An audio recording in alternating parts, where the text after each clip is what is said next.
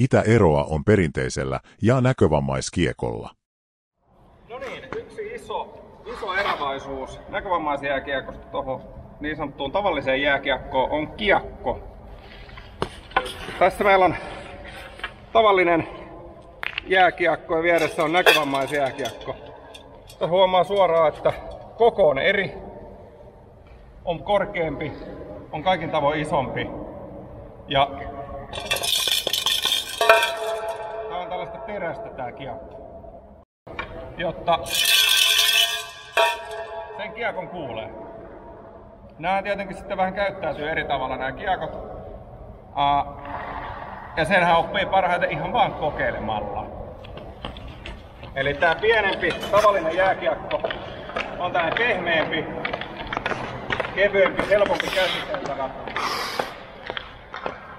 Jos miettii, että tää jääkiekkomaila ja lapakin on suunniteltu enemmän tähän kiekkoon, niin nämä mittasuhteet on aika kiva. Sitten kun otetaan isompi, huomattavasti kömpelömpi ja melkein samankorkuinen kuin lapa ja yli puolet sen pituudestakin, niin on huomattavasti vaikeampi käsitellä. Tämä vaikuttaa myös totta kai syötön vastaanottamiseen, syöttämiseen.